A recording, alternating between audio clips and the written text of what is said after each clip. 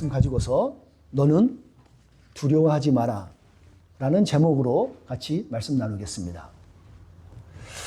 누가 그럽니다. 두려움은요, 커피와 비슷하다고 합니다. 두려움은 커피하고 아주 비슷하대요. 왜냐? 너무 많이 마시면 잠을 못 잔대요. 근데 너무 무서워하면 아무것도 못 한답니다. 여러분은 어떠세요? 여러분은 커피를 좋아하시는, 그러니까 커피를 적당하게 마시는 게 좋을 것 같습니다. 우리들의 일상엔 비트윈의 삶을 제가 계속 얘기했었죠. 우리들의 일상엔 비트윈의 삶에서 암벽과 절벽 같은 인생을 만날 때가 있습니다. 아니, 많은 것 같아요. 그럴 때 우리는 하나님을 찾고 기도함으로 살 길을 인도함을 받습니다. 인도하신 그 길을 따라 순종하면서 가는 거죠. 지난주에 하나님께서 절망에 있는 이스라엘 백성에게 예레미야를 통해서 응답하셨습니다. 10일을 기다린 후에 받은 응답은 너희가 거하는 유다 땅에 머무르라는 것이었어요. 피하고 싶고 도망가고 싶은 그곳에서 머무르라는 겁니다. 그 응답 이후에 오늘 말씀은 이어지는 말씀이라고 보시면 되겠습니다. 기도에 대한 응답으로 어떤 말씀이든지 순종한다고 이스라엘 백성은 하나님께 약속했어요. 그렇지만 여전히 주위의 상황은 아무것도 바뀐 것이 없었습니다. 그런 그들에게 지금 필요한 것은 무엇일까 생각해 봤어요. 여러분, 그들에게 가장 필요한 게 뭘까요? 그것이 오늘 우리들에게도 주시는 말씀인 줄 믿습니다. 말씀은 우리에게 명확하게 얘기합니다. 두려워하지 말라고 합니다. 말씀에 순종해서 무섭고 힘들고 괴로운 그곳에 머무를 때 두려워하지 말라는 거예요. 내가 있고 싶지 않습니다. 거기는 힘든 곳입니다. 원하지 않는 곳이니까요. 그런 혹자 이럴 거예요. 어느 누가 두려워하고 싶은 사람 누가 있어요? 여러분 중에 나 두려워하고 싶어 환장하겠어요. 날 좀 두려워하게 해주세요. 하는 분이 주위에 있던가요? 없어요. 당시 이스라엘 백성이 두려워하는 것은 너무너무 당연한 현상이었습니다. 당연한 거예요. 하나님께서는 두려워할 수밖에 없는 환경과 여건 속에 있는 백성에게 두려워할 감정과 권리까지도 빼앗는 것 아닌가? 반감을 가질 정도입니다. 아니, 당연히 겁나는 상황인데. 여러분, 하지만 그렇지 않습니다. 분명히 하나님은 알고 계세요. 알고 계셨다고요. 불가항력적이고 피할 수 없는 것이 두려움의 대상임을 알고 있어요. 하나님은 알고 계셨어요. 이것을 다 아시면서도 오늘 믿음으로 살아가는 우리들에게 용기를 내고 담대해 라고 말해주면 얼마나 좋겠어요. 당연히 쉽잖아요. 그런데 그렇지 않아요. 하지만 두려워하지 말라 그러는 거예요. 두려워하지 말래요. 그럼 우리는 질문해 봐야 됩니다. 어떻게 두려워하지 않을 수 있냐고요. 무엇을 믿고 그렇게 우리가 할 수 있냐고요. 그것이 오늘 말씀 나누게 될 주요 핵심 포인트입니다. 우리가 두려워하지 않을 수 있는 근거가 뭐죠?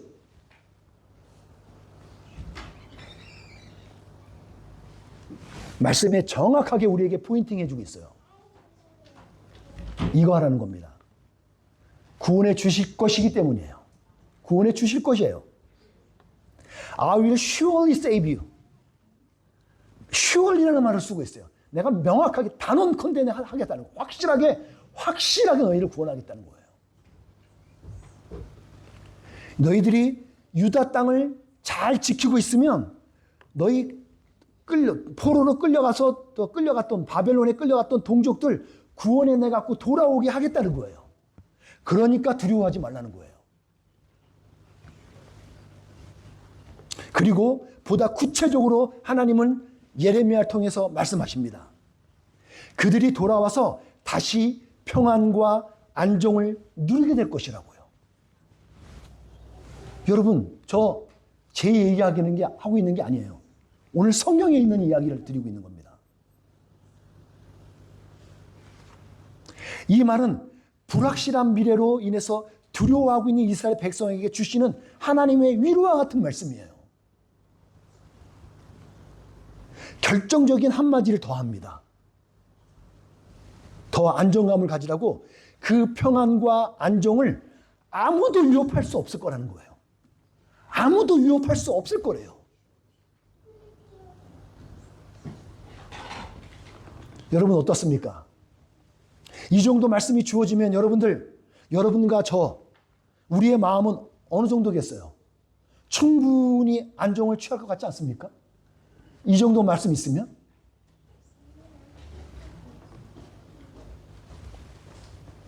하나님께서 더 놀라운 것은요, 말씀만 하시지 않았어요.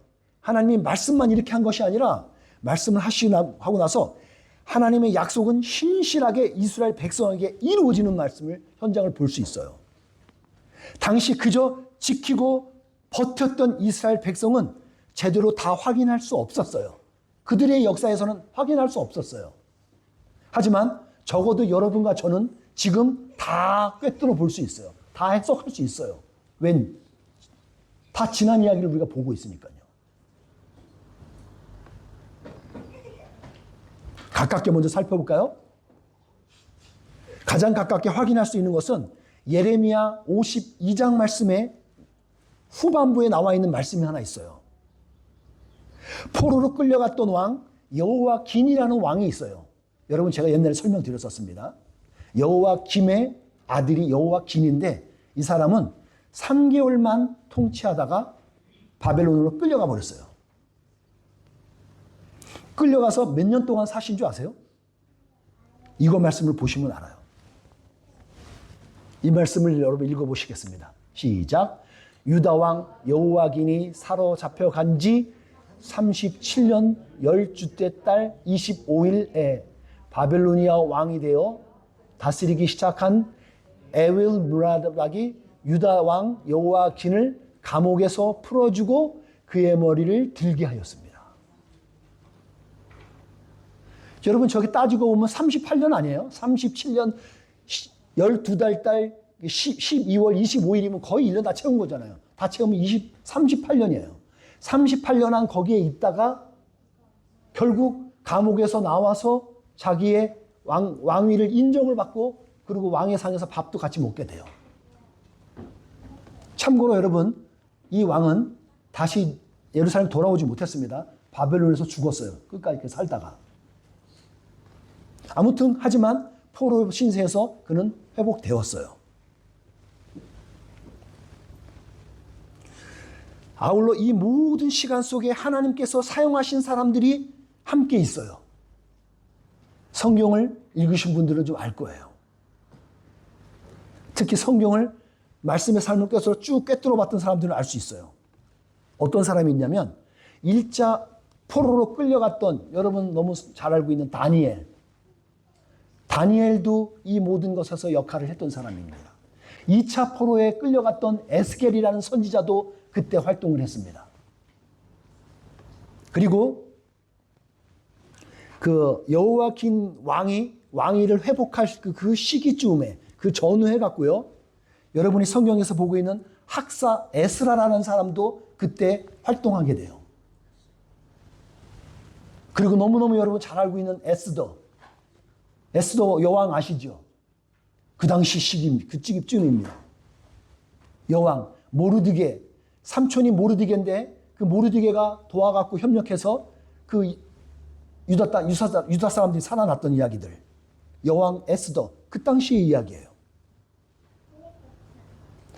아울러서 행정가였던 느헤미야가 성벽을 재건하는 일, 이 모든 일들이 그 시기에 있었어요. 전반적으로.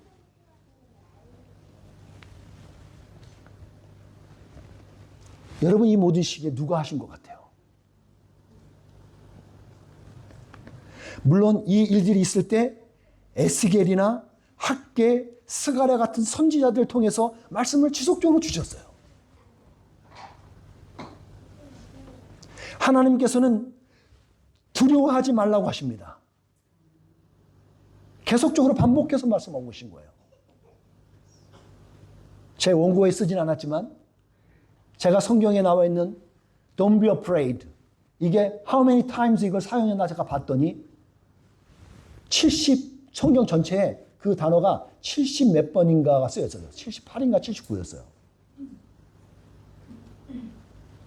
오늘 우리가 본 절에서만 두 절에서 모두 두 번 나오죠. 왜 두려워하지 말라고 그러냐면 구원해 주실 거니까요. 구원해 줄 거니까 두려워하지 말라는 거예요. 하나님께서는 실제로 하나님의 때와 방법을 따라서 입체적으로 구원하셔요. 이스라엘 백성을 구원하셨습니다. 그리고 회복하셨어요. 여러분, 이 하나님께서 오늘 우리에게도 동일하게 일하실 줄 믿습니다. 이것이 오늘 우리가 믿는 거예요. 우리의 믿음이 이거라고요. long time ago에 일하셨던 하나님으로 that's all이 아니라 지금도 일하시는 하나님이라고요. 오늘 우리가 읽은 성경 구절은 두 개의 구절이었습니다. 맞죠? 딱 두 개였어요. 자세히 묵상해 보면요, 27절 한 번만 말해도 충분히 우리가 다 언더스탠드 할 수 있어요. 알아들을 수 있는 얘기예요. 그런데 거의 반복적인 말을 28절에서 더 언급을 하세요. 저는 여기서 질문해 봤습니다. 왜? 왜 하나님은 더 말씀하셨을까? 하나님께서는 예레미야를 통해서 또다시 한 번 더 말씀하셨어요. 왜 그럴까? 여전히 두려워할 것을 알고 계셨던 것 같아요. 여전히 두려워하고 있는 걸 알고 계셨어요. 여전히 불안하게 머무를 것을 아셨던 하나님께서 다시 한번 말씀해 주시는 거예요. 그래서 다시 한번 재확인해 주듯이 말하는 겁니다. 이때 주시는 결정적인 약속 한 가지가 있어요. 아주 결정적인 약속이 있습니다. 여러분, 무엇일 것 같아요? 너무너무 잘 알고 있는 거예요, 우리가. 쉽게 잊어버려요, 근데. 너무너무 쉽게 잊어버리는 것이 있어요. 이걸 잊어먹어요. 함께 하시겠다는 거예요. 단순히 말씀만 한 게 아니라 내가 함께 할 거야. I am with you. 하나님께서 그러십니다. God will be with us.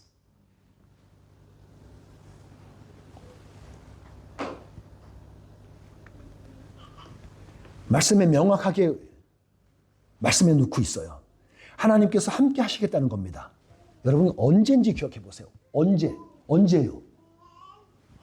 무섭고 떨리는 비투인의 삶 가운데 함께 하시겠다는 겁니다. 바벨론에 반복되는 압제가 함께하고 있음에도 불구하고 그 가운데 함께 하시겠다는 거예요. 약속한 것을 이루어가는 그 과정 속에서도 지속적으로 함께 하시겠다는 겁니다. 그 하나님이 오늘 우리와도 함께 하심을 믿습니다. 그 함께 하시는 하나님이 그냥 단순히 함께 하시는 것이 아니에요. 평화와 안녕을 주신다고 약속하신 하나님께서, 주님께서 구체적인 방법까지도 제시해 주고 있는 거예요. 28절에는 그 말씀이 나와요. 여러 나라로 쫓아버렸던 너희 이스라엘 민족들이 있지, 너희들을 그렇게 만들었던 다른 나라들을 내가 완전히 멸망시키겠다고 하셔요. 구체적이죠, 더. 실제로 예레미야 44장부터 51장까지 쭉 돌아보면 거기에 제가 카운팅을 해봤어요. 266구절이에요.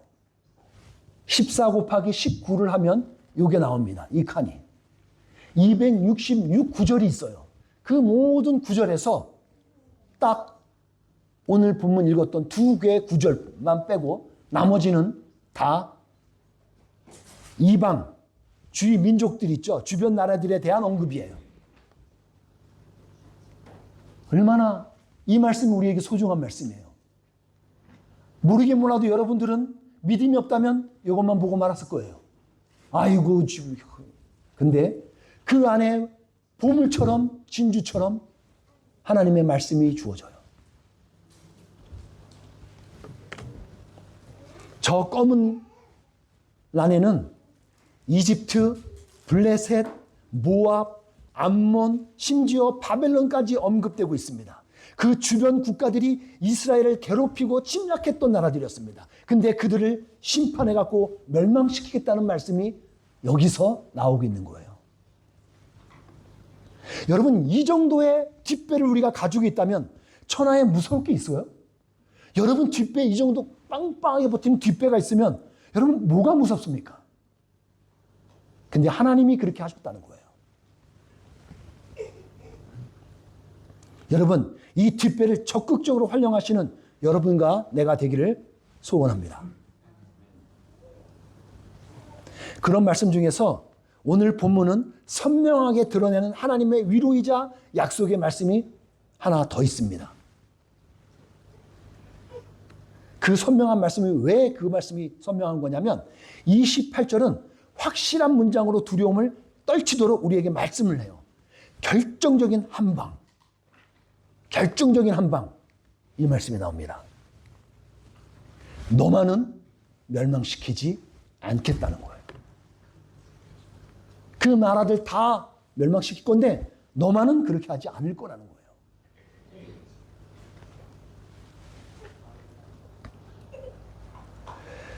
여러분들 역사들 좋아하시는 분들이 있으시죠? 여러분 역사책 다 좀 보셨죠? 지난 수많은 역사 속에서 강대국들을 여러분들은 여러분 기본 상식으로 아시는 강대국들이 있을 거예요.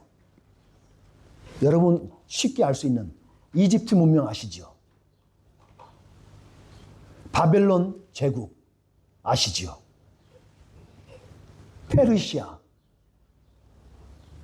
알렉산드로스 제국, 일명 헬라 문명, 헬라 제국, 로마 제국, 몽골 제국, 14세기 정도의 몽골 제국이 여러분 세상을 제패했던 거 아시죠? 16세기에 에스파냐, 스페인이죠, 이 사람들이. 에스파냐 제국이 있었어요. 근데 여러분, 이 모든 제국들이 현재 어떻습니까? 존재하는 게 있나요? 없습니다. 다 사라졌습니다. 그 말은요, 19세기에 해가 지지 않는 나라였던 대영 제국, 여러분 대영 제국이 지금 어떻게 됐어요? 더 가깝게는 여러분 미국 아시죠? 미국 강대국입니다. 언제까지 그럴 것 같아요? 영원하지 않습니다. 다 사라져요. 다 사라졌고요. 이런 강대국들 결국엔 끝이 있다는 겁니다. 하지만 하나님께서는 너만은 멸망시키지 않겠다는 거예요. 여기서 너만의 1차적인 대상은 지금 누구에게 얘기하고 있는 거예요? 이스라엘 백성에게 얘기하고 있는 거예요. 이스라엘 너희는 그렇게 되지 않을 거야. 근데 여러분 이 말씀이 성취된 거 아세요? 이스라엘이 그 숱한 세월을 지나면서 이스라엘은 지금 짱짱하게 살아있습니다. 어떤 사람은 너무 잔인하게 살아있는 거 아니냐고 할 수도 있겠지만 살아있습니다. 하지만 신약 이후에 예수님이 오신 이후에 신약 이후에 예수님을 믿고 하나님의 나라 백성이 된 사람들에게 주어지는 약속이 오늘 이 약속이에요. 이 약속이 오늘 우리들에게 있어지는 거예요. 그래서 우리들이 믿음으로 살아갈 수 있는 것입니다. 너만은 멸망시키지 않겠다는 거예요. 그러니 너는 두려워하지 말라고 우리에게 말씀하고 있는 거죠. 오늘날을 살고 있는 여러분과 저는 오늘 성경이 우리들에게 무엇을 말씀하시는지 우리가 한번 되뇌어 봤으면 좋겠습니다. 여러분에게 묻습니다. 현재 염려와 걱정으로 두려움함으로 평화와 안정을 누리지 못하는 이유는 무엇이 있을까요? 여러분 왜 그렇게 못 누리시어요? 저 자신에게도 물어보는 겁니다. 설교자이며 목사인 저는 목회자로서 어떻게 보면 아주 부끄러운 연약함이 하나 있습니다. 2013년 이후 저는 수면 장애를 가지고 살아가고 있습니다. 10년이 넘었습니다. 현대의학의 모든 검사를 제가 다 받아봤습니다. 몸에 아무 이상이 없어요. 그래서 저는 정신과에 의뢰를 해서 정신과 상담도 일정 기간 받아봤습니다. 아무 문제 없어요. 정상입니다.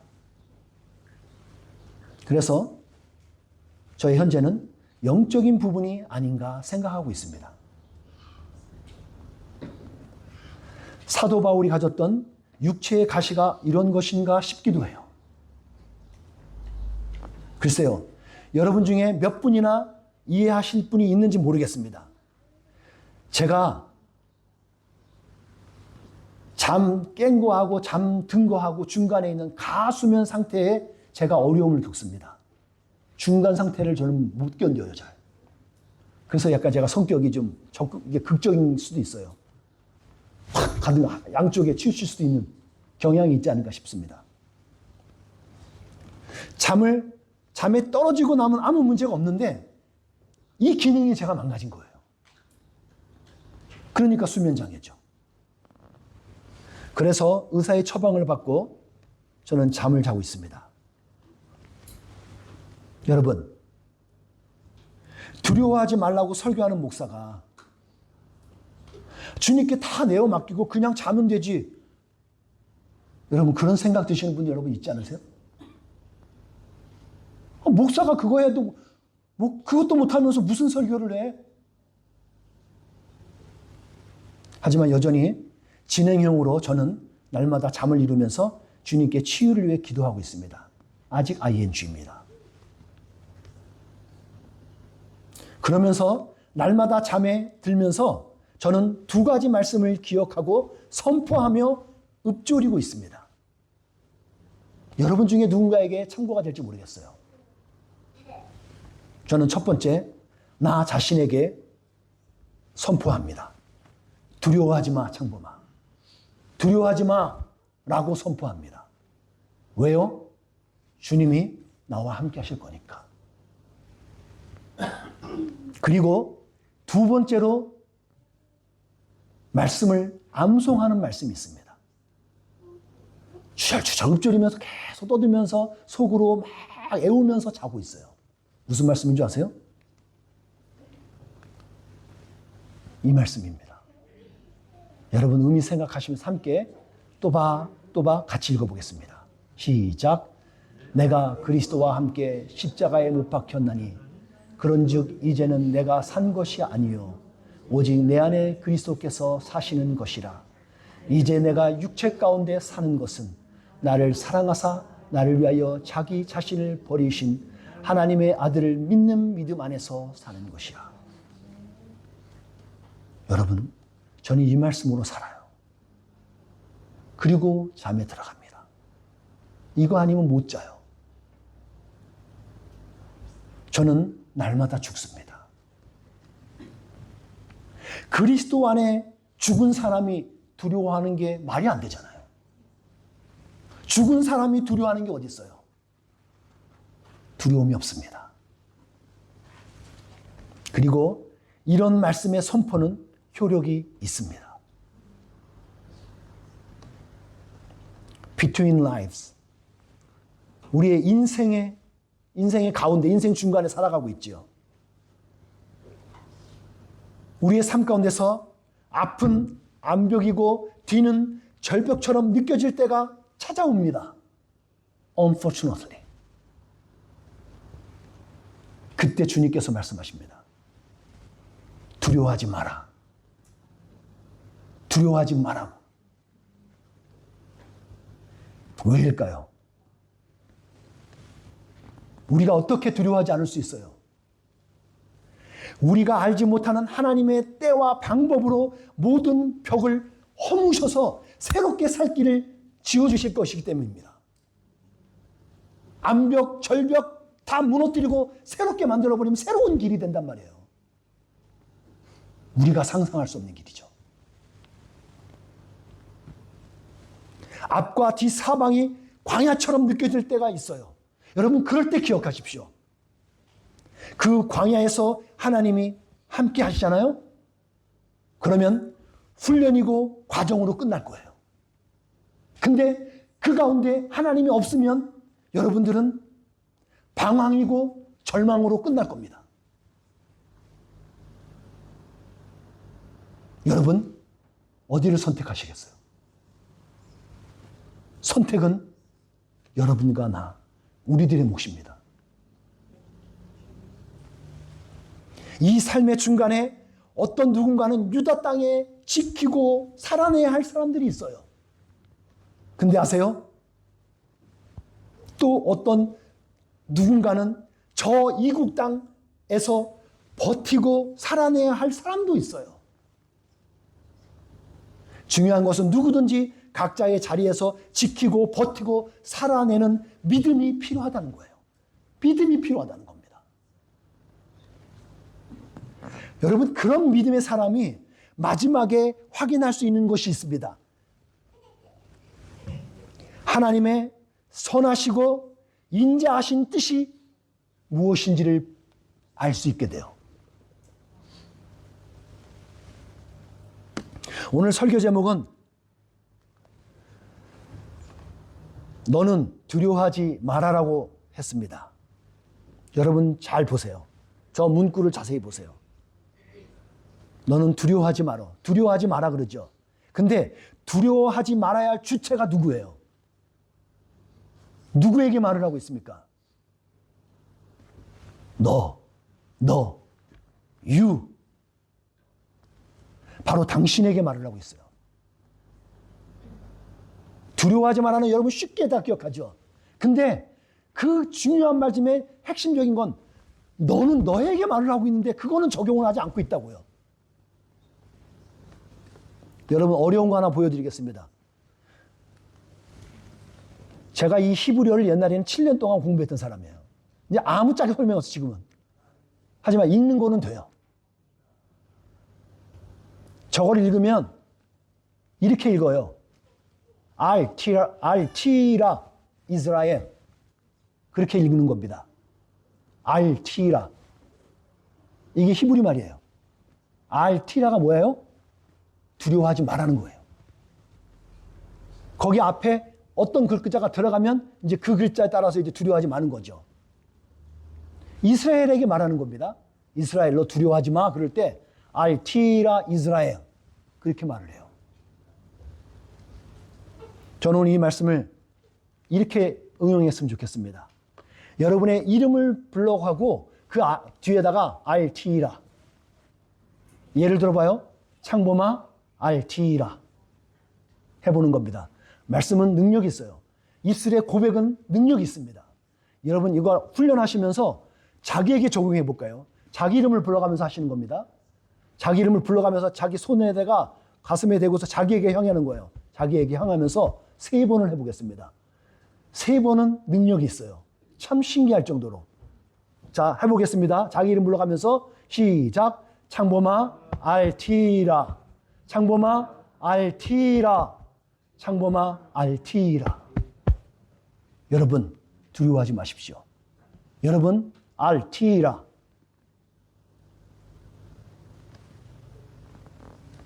우리들의 인생 가운데 그게 비트윈 라이프죠. 비트윈 라이프에서 주님께서 우리에게 말씀하셔요. 내가 너를 구원할 거야. 반드시 구원할 거야. 그리고 너와 함께 할 거야. 그러니 너는 두려워하지 마. 이 말씀이 여러분의 삶과 여러분의 매일의 잠자리에서 역사하기를 축복합니다. 기도하겠습니다.